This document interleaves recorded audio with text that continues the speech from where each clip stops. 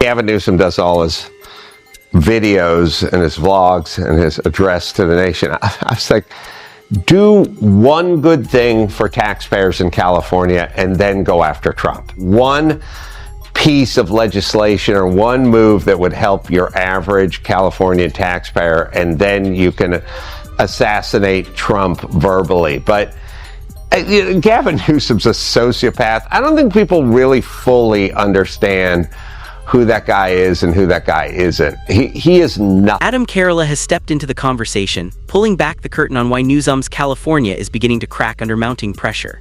The whispers have long stopped being whispers. They've grown into loud, unmistakable rumblings that Newsom may be quietly positioning himself for a presidential run. And if that move becomes official, Democrats could be staring down some serious internal fallout. Voices like Carolla's are pointing directly at California's unresolved problems as an early preview of what a Newsom presidency might look like scaled across the entire country. If bold, straight-talking political commentary is what you're after, subscribe now and join us as we break down what's actually happening. We begin with an intense clash between Adam Carolla and Gavin Newsom from over a decade ago. Half of African Americans in the state of California, roughly half of Latino families, have no access to a checking account or an ATM. Things we take for granted. They don't have a checking account. What's wrong with them? And well, because they don't have the resources to sock those things away. Why do we have them? A lot of different reasons, but roughly half those families don't. Where do they why end do up? Armenians have them? But where they end up is in check cashing places. But I want to know why those groups. Why those two groups don't have access? Well, a lot of it just happens to be that we can talk about. Flawed? No, they're hardly flawed, but they're struggling. Genetically Folks are making flawed. their word. Hardly, not absolutely. But okay, not. Do Asians have this problem? I mean, a lot of communities have. A lot of whites have these problems. Oh, but so that's not just black and Hispanic. No, but why did you bring up black and Hispanic? Because the magnitude is ominous. But why so many of them? It just happens to be the magnitude. That's the way God planned it? Not at all. Well, what happened to them? There are a lot of issues, and that the communities are struggling. A lot of new immigrants. Struggling? A lot of different. That moment captured classic Gavin Newsom. He arrived armed with polished talking points and carefully selected statistics, delivering quick political jabs that sounded sharp but never traveled very far beneath the surface. The moment Adam Carolla began pressing for genuine specifics, however, the polish started showing its cracks. The swagger retreated. That smooth, confident rhythm in his voice softened into hesitation. For Carolla, that exchange revealed something far more significant than a single debate. He believes Newsom isn't laser-focused on actually solving problems. Instead, the priority appears to be controlling the narrative surrounding them. It's less about delivering real results and more about projecting the appearance of compassion. Carolla argued that Newsom consistently seems more invested in perception management than in confronting the root issues grinding down everyday people. Leadership, in Carolla's view, was never meant to be measured by clever soundbites or symbolic gestures. It gets measured by results. When those results consistently fail to match the branding, serious questions emerge about priorities, authenticity, and whether the ultimate goal is genuine progress or simply smart, carefully maintained political positioning. Say right after this interview was done, what did he tell you?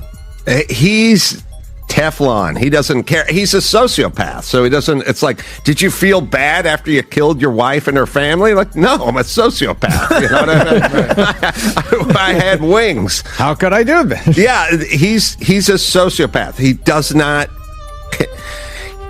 You have to be a sociopath to answer questions that way, because I asked him 17 different times what is going on with these groups that they don't have access to checking accounts, which, by the way, is BS. I mean, the notion that half the black and Hispanics, California is half Hispanic. Do you know how many people wouldn't have access to a checking account if half of them? So he gets out of the gate with BS. Like, he just lied. Adam Carolla didn't soften his approach when confronting Gavin Newsom, openly challenging what he describes as polished spin dressed up inside carefully constructed narratives. Carolla argued that Newsom frequently presents information that sounds credible on the surface, but begins unraveling the moment anyone examines the details closely. In Carolla's view, that pattern isn't accidental. It's a deliberate strategy, a calculated method for managing public perception while quietly steering attention away from harder, more uncomfortable problems. He claimed that whenever Newsom faces direct pressure or gets asked to actually defend his statements, the confident tone softens and the clarity dissolves. Rather than delivering concrete, straightforward answers, Carolla believes the governor consistently retreats into broad language or smoothly redirects the conversation towards safer territory.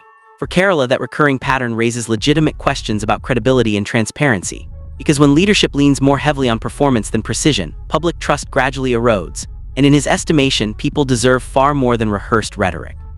They deserve direct answers supported by facts and genuine accountability. This is not what you want in a leader. If I came, because he presented a problem. So if I came in to your home and I said, you got a big termite problem in this house, and then you went, how do we eradicate it? And I go, it just is. And then you go, I know, but I want to fix it. How do we fix this problem? That's just the way it is. And then you go, but how do we get the termites out of the house? I go, a lot of houses have termites. And you keep asking the person, they won't provide an answer. It's his job to fix this stuff. Okay, you're in charge of California, and half the black and Hispanics don't have access to checking accounts. What's your plan? His answer, nothing. He just wanted to... Adam Carolla has made his position unmistakably clear.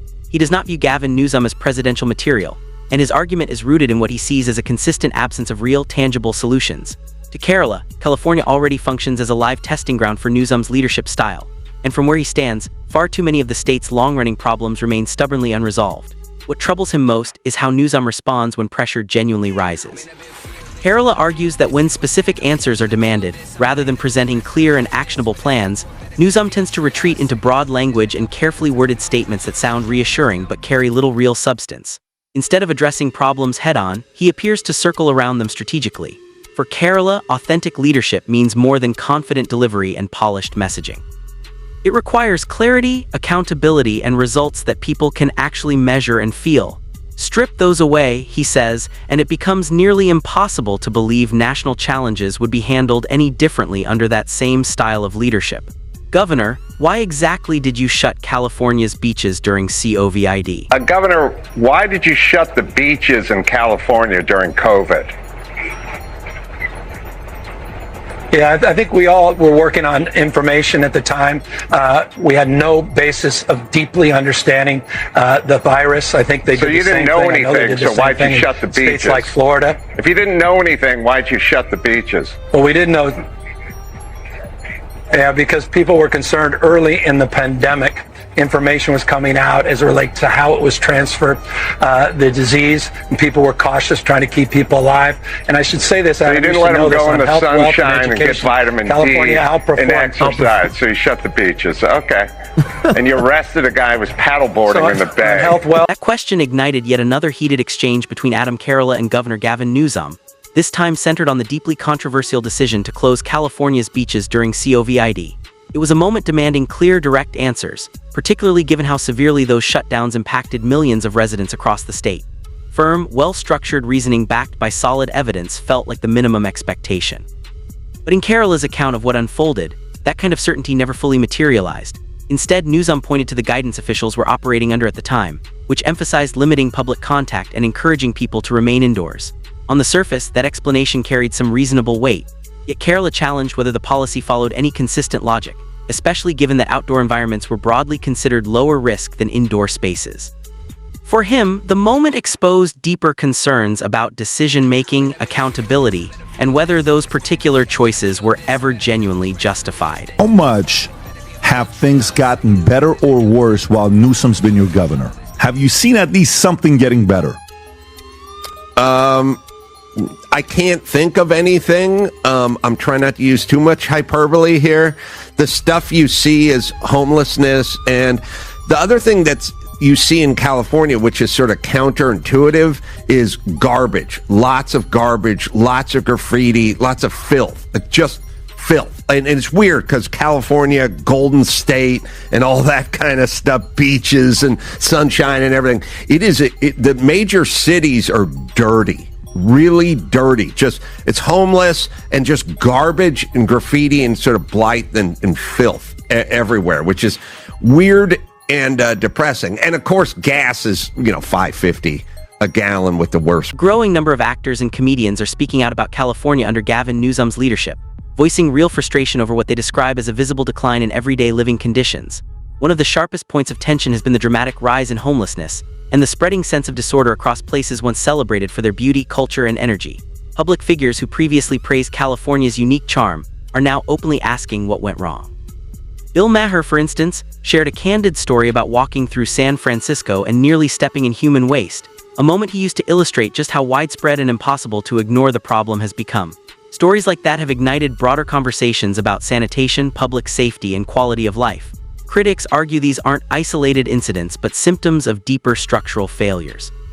Their frustration runs beneath the surface, reflecting a genuine belief that leadership has yet to restore order, stability, or basic public confidence. Gavin Newsom does all his videos and his vlogs and his address to the nation. I was like, do one good thing for taxpayers in California and then go after Trump. One piece of legislation or one move that would help your average California taxpayer, and then you can assassinate Trump verbally. But Gavin Newsom's a sociopath. I don't think people really fully understand who that guy is and who that guy isn't. He is nothing new, and he's been clear that it runs deep, anchored in what he views as the governor's actual track record in California.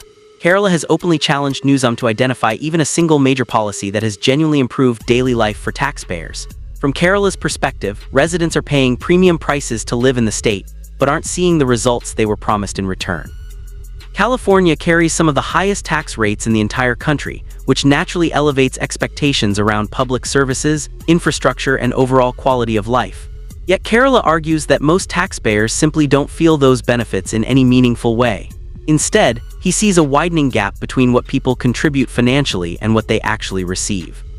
For Carolla, this ultimately comes down to accountability and whether leadership is delivering anything truly measurable. Talk about trans rights and sports if he's in one setting and then say it's unfair in another setting.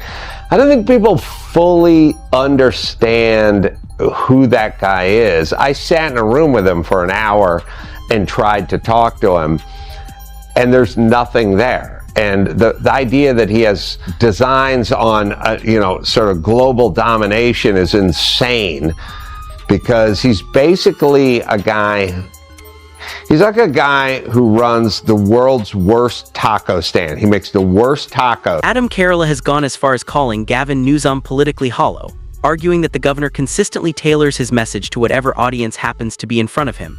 In Carolla's view, Newsom presents one version of himself to one crowd, then smoothly shifts his tone and language the moment the audience changes. That pattern, he says, raises legitimate questions about consistency and authenticity. Carolla points to specific moments where Newsom denied using certain terms, only for past footage and prior statements to surface proving otherwise. One example he frequently cites involves Newsom's claim that he never used the word Latinx, which critics quickly countered with recordings of him using it while addressing more progressive audiences. For Carolla, this recurring pattern confirms his belief that Newsom prioritizes political positioning above all else. Real leadership, he argues, demands consistency and conviction rather than a message that quietly reshapes itself depending on who's listening. You can always tell he's full of when he does his damn and hell. Like, these damn people come here to work hard. Hell, I don't care what I sound like right now.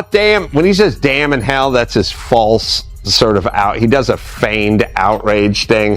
People would say the same about Trump. They go, he's a sociopath, he's whatever. Okay, all granted, but Trump always talks about taxes and border, the economy, and gas prices and stuff like that. If I heard Newsom go, gas prices in California are way too high, I got to bring them down, I don't care what it's going to take, I'm going to do it, then I would go, well, all right, well, the sociopath makes a point. But he never says that. He blames the oil companies, and it turns out it's not the oil companies gouging us, it's your overregulated. Adam Carolla has also set his sights on what he describes as California's suffocating bureaucracy, arguing that stacking regulations and relentless restrictions are quietly strangling major industries.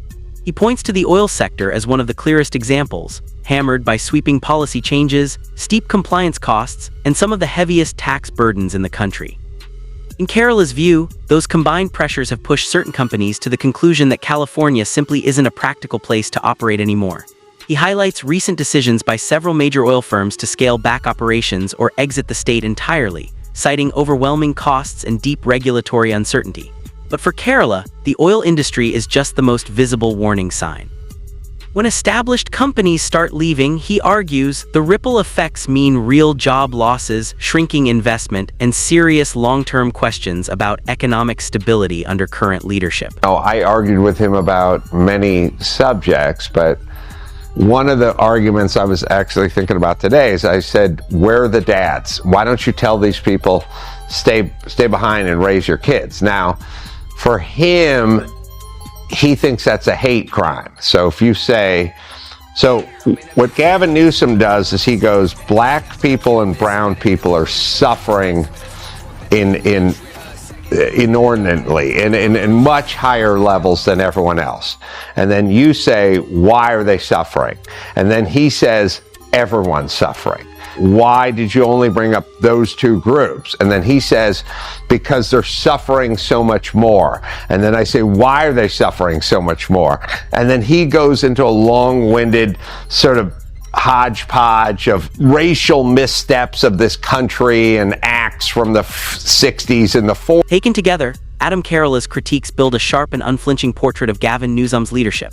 From shifting narratives and conveniently unanswered questions to deeply controversial policy decisions and rising public frustration, Carolla's consistent argument is that the governor's record favors style over substance at nearly every turn. For him, the central concern was never simply about what Newsom says, it's about what he actually delivers.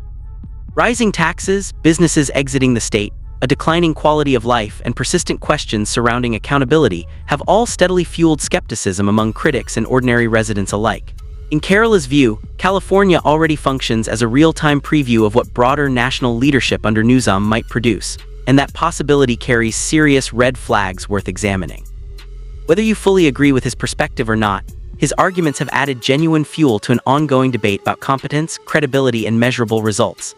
The conversation surrounding Newsom shows absolutely no signs of cooling down. If anything, it's only growing louder, and voices like Carolla's are making certain the scrutiny never drifts far from the spotlight. If you enjoyed today's video, hit like, subscribe, and we'll see you in the next one.